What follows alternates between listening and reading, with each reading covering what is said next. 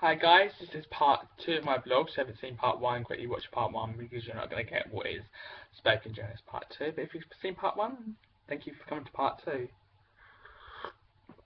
Okay, as expressed in my last part, my behaviours due to my sexuality, I don't think I would have expressed any of them. Well, not probably, yeah.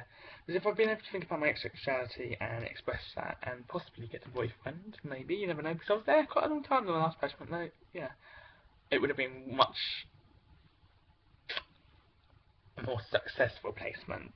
The behaviours wouldn't have been around, so the banished into my room, not talking for weeks might have not happened, because like going through weeks where I barely said a word like I'll say morning and you know that like, shit. And they wouldn't say a single word, I don't think that would have happened. But do I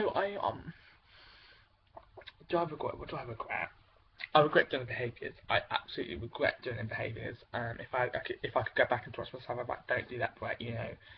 This is what's going to happen. You don't want that to happen, because in the end that led me to be arrested. Luckily, I wasn't charged, and I've never ever spoken to anyone, like no friends or anything, know about this. I've kept this private, and it's now out there. But I'm nervous what people will think, but I'm hoping, what you think about this is positive. I'm expressing this because I'm hoping that I will help the LGBT people, or as well as non-LGBT.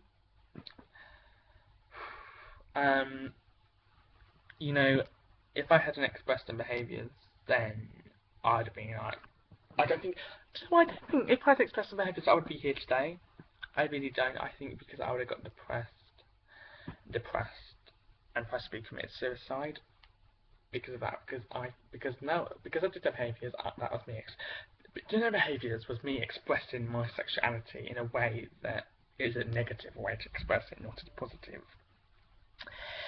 And it has got throughout my childhood the adults like concerns. I'm thinking, how can we help with it like this? So I got therapy, and I was using that in a negative way. So the last, because I moved in December 2013 and had a wonderful placement in MBA, which I was at 8.5 months, and do you know what? I loved every moment of that. I really did. It was a wonderful placement. It really was.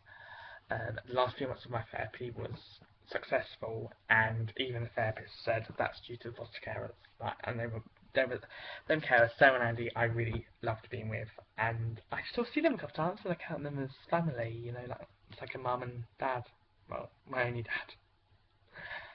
dad. But yeah, and they're amazing people, and their support during that time in expressing my sexuality is like helped me be able to make a positive move to semi-independence, which is basically when you leave care, you normally go in independence, which is you're on your own. But like I live in like a unit, which is like got staff here that support me if I need support. Because I moved back to London, and obviously I moved back to London in September, mid of September, and it was like, oh my god, I haven't lived in London since I was 2. It was, I was scared, and they're helping me with supporting me for 8.5 months. Made me mature. I matured more in 8.5 months than I did in the 17 years I was up to that point, and I matured so much. And I think if I hadn't matured, I would have struggled a lot more with this move. Obviously, this is more. I realise less sexuality, but it's more to do with my life and everything. I realise this isn't actually that interesting, but I've realised, oh my god, this is not interesting. Um, I'm gay, and you know what? I don't think I discussed it as much in my last one, but I'm going to discuss it now then. My relationships. My love life is fucking non-existent as blooming, I don't know, it's non-existent. It's non-existent as blooming Peter Pan is in real life. There was 2 straight people and a gay guy.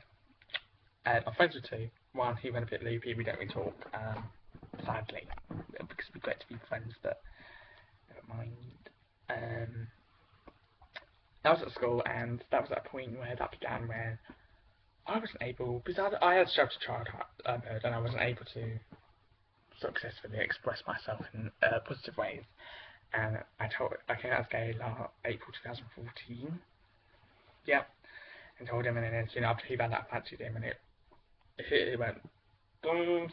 dived, yeah, the whole thing, and it's, yeah, so I do regret that. And then my second one, so I walked into college room and like, my heart skipped a beat, my stomach got butterflies, and I met him, and you know who he is, and we were in class together. Yeah, we're on the same course, and he's gorgeous. He's gorgeous. He's a really lovely guy, and I love him. I love him. I'm the first guy I don't love. I think that's just a crush, but then now I've got, yeah, moved on. My second guy and third guy I love. I both love it. If I discussed it that the other day. If I had to choose, I couldn't. It'd be too hard. Um, but yeah, they probably won't watch this, so but not any of you will. But it's out here, innit? So yeah, I've got my feelings down. And the second guy I met in college, my feelings, and it got worse and worse, and I was getting advice, and then on the 6th of October this last year, I decided to tell him, and I was going to do it at college, but then I told him over Facebook, and he was such a positive way to tell me he didn't like me in the same way. Like, he said things like mutual, but of course we're still friends, and like, yeah, see you at college, and like, it's a really positive way, because, he could have reacted really negatively. He could have, I'm not going to express it, but he could have been really negative. So the drink comes out. Apples. I think tea really loud. I don't know if you can hear that, it's quite. And then, so yeah, so I'm around, and I still have feelings for him that are so strong, and I shouldn't really confess, but I do still check him out. Like, oh, quick bum glance, or that, yeah. Yeah. Oh my god, I can't believe if he watches this, I'm screwed. It's like something that you do. But anyway, moving on. And then the third guy, was gay. But I wasn't ready for relationships. So I was like, but even my friends said, God, your love life, you're so unlucky. And I was like, I know, but like, we're still friends. He's lovely. Oh, damn. And that went over a few months. That was like November, I saw him, and in January I told him. No, it was later than January. It might have been February I told him. Valentine's Day I told him. Valentine's Day. Perfect, we got together, that would be. But yeah, but we're friends. So I'm friends with them too, but not the first one. But what can I do? Shithole. I'll try.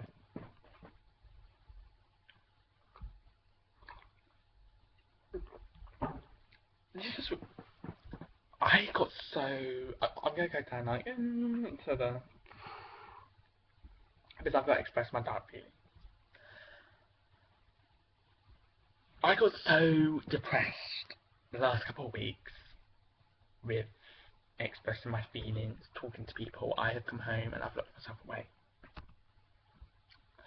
And I've been scared to express my feelings in a...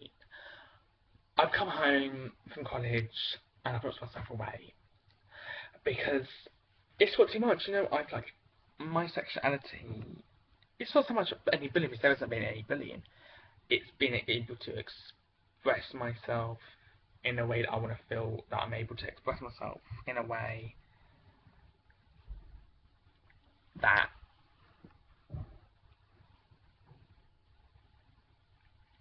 at times I do hate being gay, because there's always going to be homophobia, and like there has been. Truthfully, I'm lucky. I haven't received overly much homophobia, but I'm glad when I do get homophobia. I'm glad I got homophobia. That might sound odd to you, but I'm glad because that's the real world. There is always going to be homophobia in the world, and I'm glad that then I didn't. Because if I didn't have that and then got into college on the first day somebody being homophobia, I'd be like, oh my god, I'm emotional, crying, stressed, upset. Wouldn't probably have gone back to college. But like, I'm glad, I did, because I've been able to understand what homophobia and know what it's like to receive it, and being able to understand a way to ignore it and move on in my life, because I'm not going to let them people belittle me or say stuff about me. I haven't. felt that I've been, it's not able to talk to my friends. I'm a very private person. Like, I am a very private person. I don't say to anyone really any stuff about me at all. And I think this is going to be 3 parts. Oh my god. I don't express my feelings at all, which is bad. Because I need to be able to express how I feel, the same as you all need to, like, everyone needs to express their feelings in the same way. If there's a gay male, a lesbian, a straight person, asexual, which they don't fancy anything, male, female, anyone needs to be able to express their feelings. But the last few weeks, or not now and then as before I be able to come out from my childhood, I felt unable to express my feelings about my sexuality, and I still, oh my god, to this day I still struggle with my sexuality because it's hard, because I don't live with any other gay people. No, there's no one here who's gay, so I have no one to talk to, male-wise. So I don't know, but there is a girl called Ebony who I absolutely adore, and I talk to Ebony if there's anything I need to talk to, as well as in London, and then I talk to the people on my college course. But a lot of stuff I have bottled up, and it's hit me that I become depressed and looking myself away and not being interacting with other people around me. Okay, I think I'm going to end part 2 there. I think this is going to be a part 3. Didn't think that, but okay. I know this is really long, but thank you for, like, if you've got here, thank you for sticking with me.